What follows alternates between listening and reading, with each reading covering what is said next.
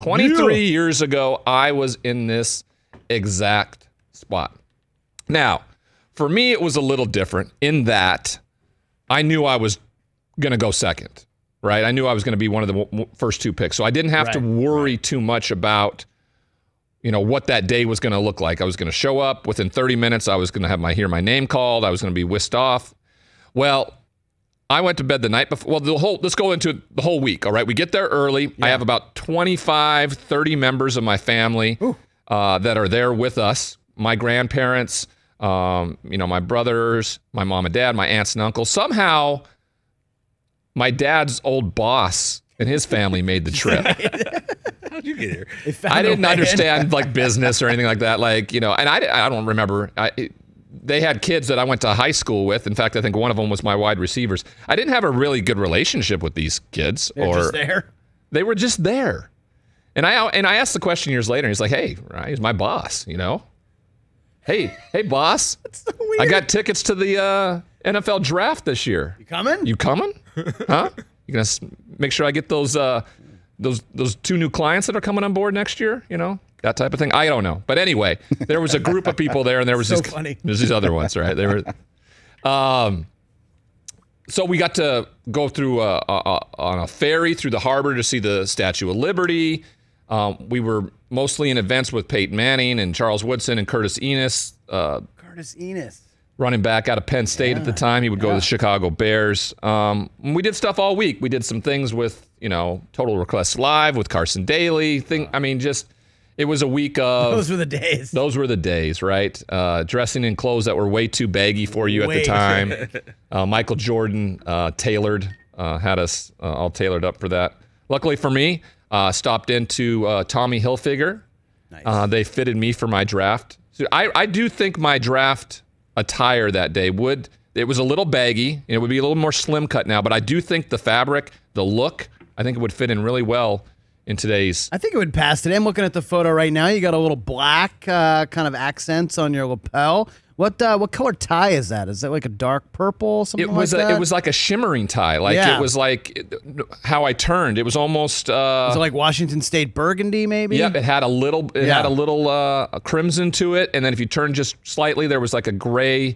It was nice. It was all Tommy Hilfiger. Nice 3-button. Yep, and it was a white collar with a light blue powder blue shirt, so it was two-toned. Bob Kraft collection. Yes, and they had the little Charger logo, as you could see there. The Charger logo was on before the draft started. So if Indianapolis would have drafted me, I don't know if I would have taken it off or not.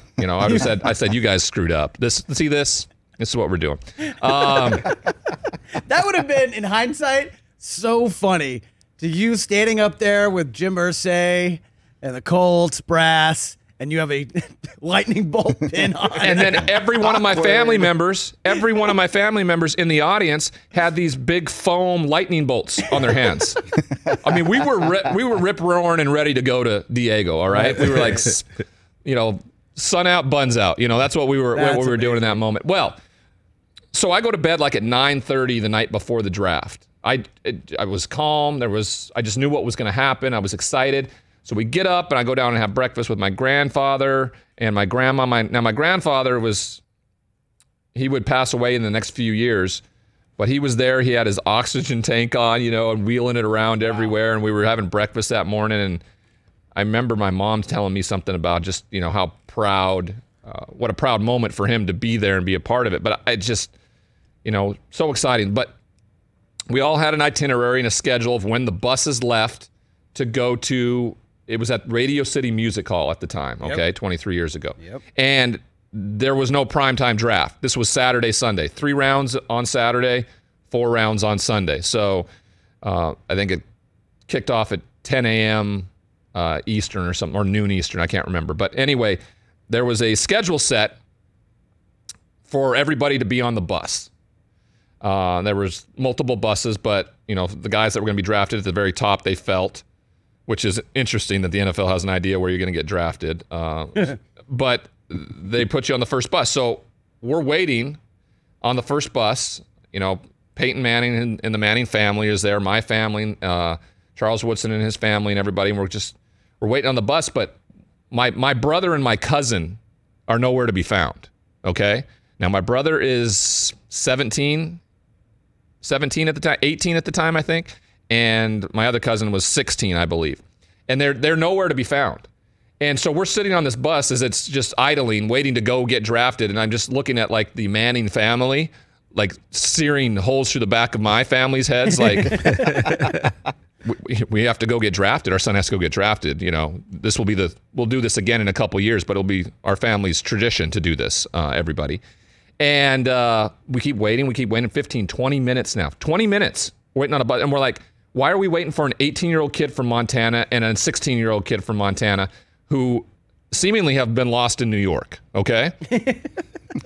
But we are. And then all of a sudden, here come these, kids that are fractionally dressed up for this draft, stumbling onto the bus, and we don't get a straight answer of where they were. They just kept saying they were sorry. So as we're going, I finally just turn around, and the look on my face at my little brother, like, I want to wring his neck.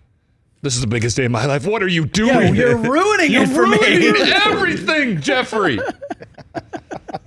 And he goes like, he kind of peeks into his pocket, and he holds this thing up in front of me. And what they were doing is they were running around Times Square getting fake IDs.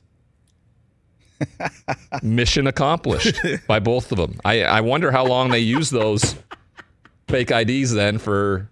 They had to have used. I mean, for the next, I don't know how long. Couple years, right? He would go to San Diego State the next year, and I wonder if that fake ID got the play that it. But that's what held it up. Now, I don't know if everybody's knowing the story now. So Jeff, your story's being thrown out on Front Street here, but I don't know if the Mannings or anybody else knew why we were actually late. They were just like, oh, those Leafs, those damn Leafs. They don't care about anybody but themselves. And away we went. We drove. We got there. We went through a little media. They shuffled us down to a downstairs green room, and we watched it all play out in real time. The Indianapolis Colts chose first, and as you know, you were put on the clock. They used the 15 minutes for free marketing, essentially. Your team is talked about for 15 minutes. Your logo is placed up on top there. And my agent, Lee Steinberg, told me about this. He said, hey, it's okay. When the charges are up, they're not going to call your name right away. It doesn't mean they're making up their mind. They utilize this time because of all the free national marketing they get during that time. So for 15 minutes, and then the ding, the ding, and the commissioner walks up and says, with the second pick of the 1998 NFL Draft, the San Diego Chargers select quarterback, Washington State, Ryan Leaf. And everything that I had worked for, everything that my parents had sacrificed, the missed meals, working late, overtime, so we would go without wanting, everything just kind of came to fruition in that moment, and I got to share it with all of them. The ironic thing, and we see this play out all the time now, and I know Chris and I feel pretty similar in this, is that when you are drafted, and last year after being virtual and home with all their families, I really thought that was going to catch on and we'd see more players actually stay home. Trevor Lawrence is staying around his family, his teammates, and everything to celebrate tonight. I was even surprised he was going to allow cameras into the event. How great would it be if no one even saw the tree get chopped down in the woods, right? Right. If it doesn't make a sound, does it really happen? If Trevor Lawrence is drafted number 1 overall, but nobody sees it, does it really happen?